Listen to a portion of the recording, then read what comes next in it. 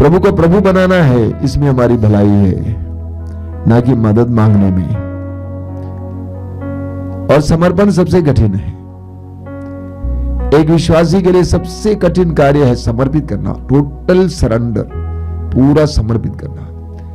ये बच्चा तेरा, ये मेरे बच्चे तेरे, मेरा धन तेरा, मेरी संपत्ति तेरी, मेरा सब कुछ तेरा।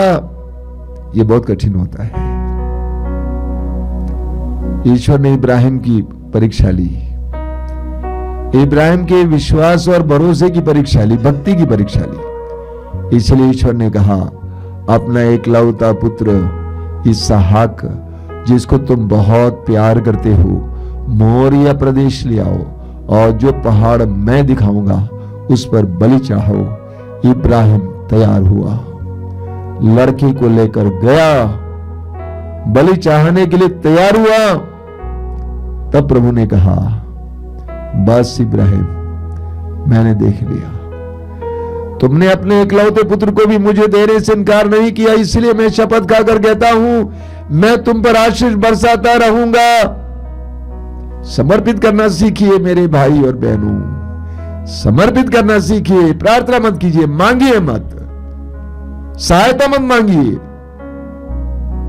प्रभु को समर्पित करना है, सब कुछ समर्पित करना। बोलिए हालेलुया, हालेलुया, हालेलुया। हालेलुया। आपका अनुवाद क्या होगा? हे प्रभु मैं तुझे समर्पित करता हूँ, हे प्रभु मैं तुझे समर्पित करता हूँ, हे प्रभु मैं तुझे समर्पित करता हूँ। हे प्रभु मैं तुझे समर्पित करता हूँ, मेरे जीवन को, हे प्रभु मैं तुझे समर्पित करता हूँ, मेरे शरीर को, हे प्रभु मैं तुझे समर्पित करता हूँ, मेरे शारीरिक पीड़ाओं को, हे प्रभु मैं तुझे समर्पित करता हूँ, मेरे शारीरिक रोग को, हे प्रभु मैं तुझे समर्पित करता हूँ, मेरे शारीरिक कुरूप को, हे प्रभु मैं तुझे समर्पित करता हूँ, मेरे शारीरिक दुर्बलताओं को, हे प्रभु मैं तुझे समर्पित करता हूँ, मेरे परिवार को, हे प्रभु मैं तुझे समर्पित करता हूँ, परिवार के एक एक सदस्य को, हे प्रभु मैं तुझे समर्पित करता हूँ, मेरे माँ बाप को, हे प्रभु मैं तुझे समर्पित करता हूँ, मेरे बच्चों को, हे प्रभु मैं तुझे समर्पित करता मेरी हूँ, धन संपत्ति को, हे प्रभु मैं तुझे समर्पित करता हूँ, मेरी नौकरी को, हे प्रभु मैं तुझे समर्पित करता हूँ, मेरे धंधे को, हे प्रभु मैं तुझे समर्पित मेरे करता हूँ, जमीन जायदाद को, हे प्रभु मैं तुझे समर्पित करता हूँ, मेरी बेरोजगारी को, हे प्रभु मैं तुझे समर्पित करता हूँ, घर की तंगी को, हे प्रभु मैं तुझे समर्पित करता हूँ, गरीबी को, हे प्रभु मैं तुझे समर्पित करता हूँ, मेरे भविष्य को, हे प्रभु मैं तुझे समर्पित करता बच्चों हूँ, के भविष्य को, हे प्रभु मैं तुझे समर्पित मेरे करता हूँ, जीवन की एक एक बात को, हे प्रभु मैं तुझे समर्पित करता हूँ, मेरे सपनों को, हे प्रभु मैं तुझे समर्पित करता मेरी हूँ, योजनाओं को, हे प्रभु मैं तुझे समर्पित करता हूँ, मेरे समूचे परिवार को, हे प्रभु मैं तुझे समर्पित करता हूँ, मेरे गांव को, हे प्रभु मैं तुझे समर्पित मेरे करता हूँ, दुश्मनों को, हे प्रभु मैं तुझे समर्पित मुझे करता दुख हूँ, देने वालों को, हे प्रभु मैं तुझे समर्पित करता हूँ, मुझे दुख देने वालों को, हे प्रभु मैं तुझे समर्पित करता हूँ, जीवन की हर पीड़ा को, हे प्रभु मैं तुझे समर्पित करता हूँ, hallelujah hallelujah hallelujah hallelujah hallelujah, hallelujah hallelujah hallelujah hallelujah hallelujah hallelujah hallelujah hallelujah hallelujah hallelujah hallelujah.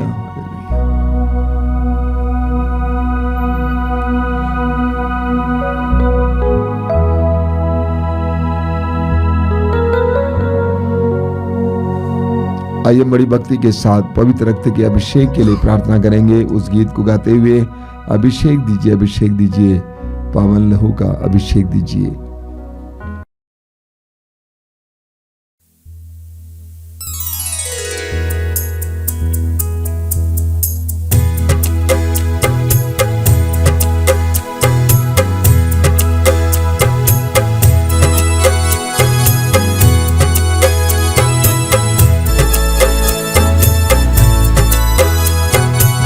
अभिषेक दीजिए, अभिषेक दीजिए, पावन लहू का अभिषेक दीजिए। अभिषेक दीजिए, अभिषेक दीजिए, पावन लहू का अभिषेक दीजिए।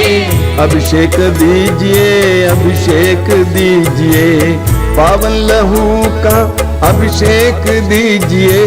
अभिषेक दीजिए, अभिषेक दीजिए, पावन लहू का अभिषेक दीजिए।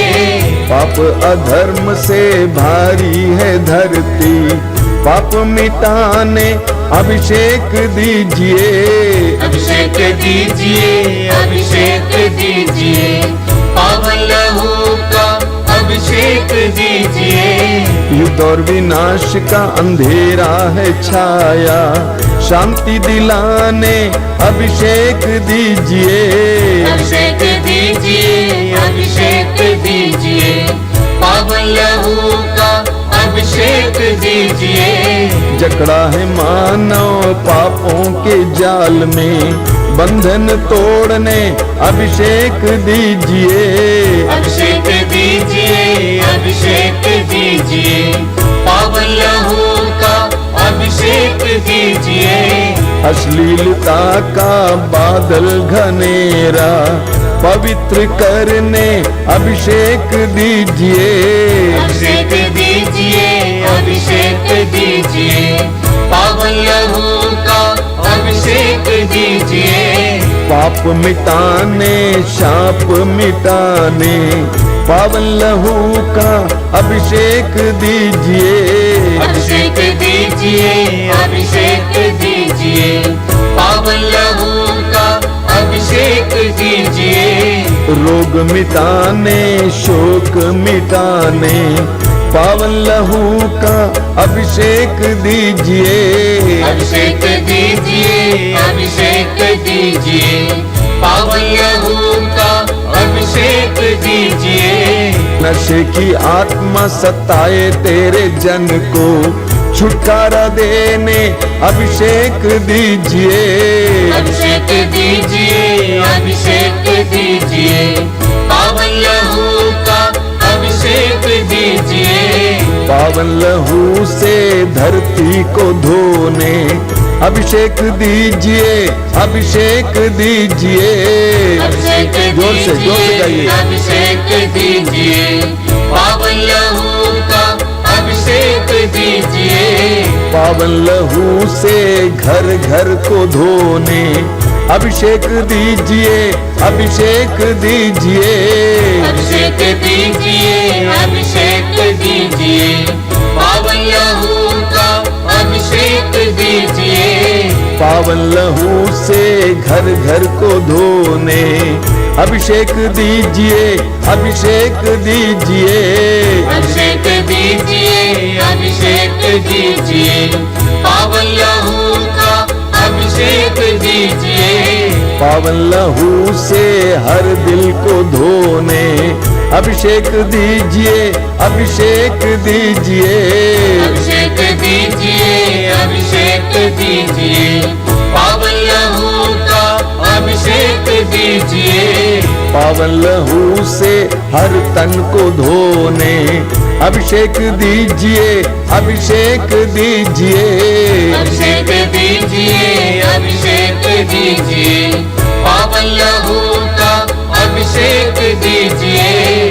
अभिषेक दीजिए, अभिषेक दीजिए, पावन लहू से अभिषेक दीजिए।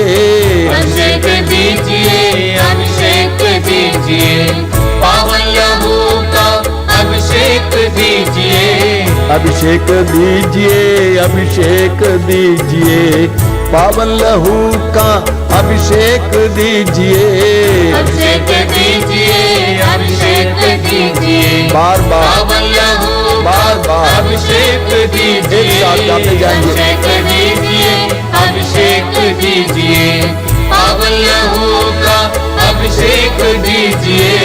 अभिषेक दीजिए, अभिषेक दीजिए, पावन लहू का अभिषेक दीजिए। अभिषेक दीजिए, अभिषेक दीजिए, पावन लहू का अभिषेक दीजिए। अभिषेक दीजिए, अभिषेक दीजिए, पावन लहू का अभिषेक दीजिए। अभिषेक दीजिए, अभिषेक दीजिए, पावन लहू का अभिषेक दीजिए। Hallelujah, hallelujah, hallelujah, hallelujah, hallelujah, hallelujah, hallelujah. अभिषेक, अभिषेक, अभिषेक, अभिषेक, अभिषेक, अभिषेक, अभिषेक, अभिषेक, अभिषेक, अभिषेक, अभिषेक, अभिषेक, अभिषेक, अभिषेक। मौन होकर पवित्र रक्त के अभिषेक का अनुभव कीजिए। वचन में लिखा हुआ है, ईश्वर के पुत्र का रक्त हमें हर पाप से शुद्ध करता है। ईश्वर के पुत्र का रक्त हमें हर पाप से शुद्ध करता है। प्रभु हमें इस समय शुद्ध और पवित्र करें, हर प्रकार का कलंक मिटाकर हमें आजाद करें। जो बंधनों में उन्हें बंधनों से आजाद करें। पाप में डूबे हुए पाप से बचाएं। प्रभु से प्रार्थना करें समय, प्रभु से प्रार्थना कीजिए कि प्रभु हमें स्वतंत्र कीजिए, हमें आजाद कीजिए। प्रार्थना करेंगे।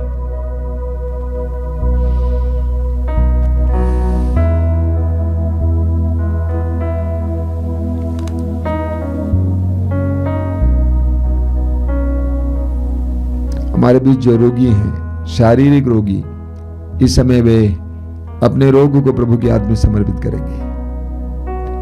आपके रोग कितने ही पुराने क्यों ना हो, कितने ही गंभीर क्यों ना हो, विश्वास और भरोसे के साथ इस प्रार्थना में भाग लीजिए।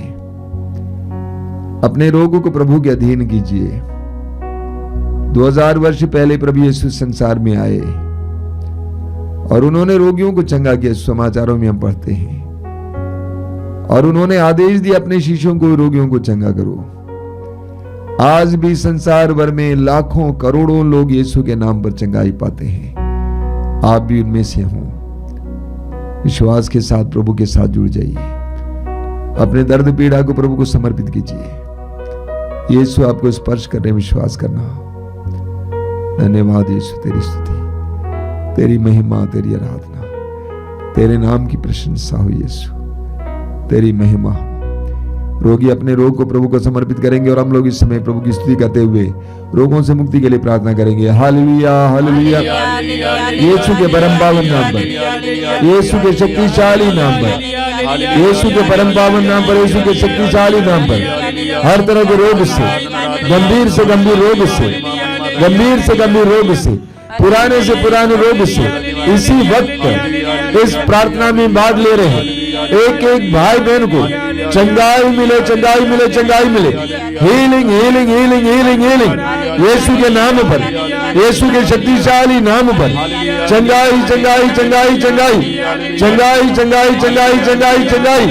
Hallelujah, hallelujah, hallelujah, hallelujah, hallelujah, hallelujah, hallelujah. धन्यवाद यीशु, तेरी महिमा, तेरी आराधना, तेरी स्तुति।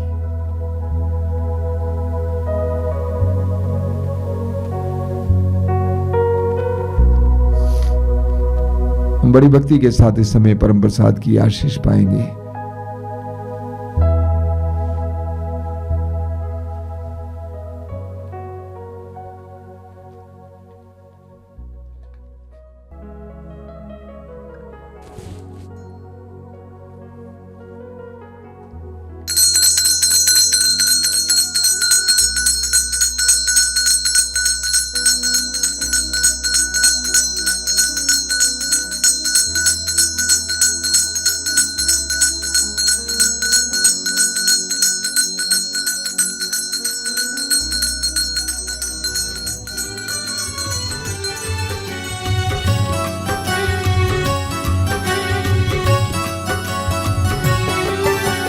यीशु के बदन से बहे जो लहू की धारा, उसमें धुले हमारे पापों की दाग सारे।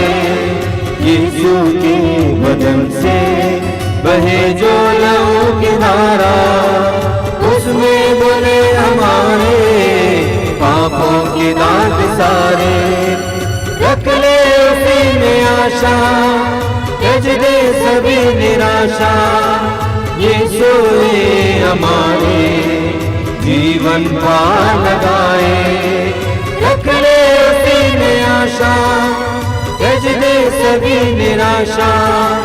यीशु ने हमारे जीवन पार लगाए। यीशु के बदन से बहे जो लहू की धारा, उसमें धुले हमारे पापों के दाग सारे। यीशु के बदन से बहे जो लहू की धारा, उसमें धुले हमारे पापों की धारा।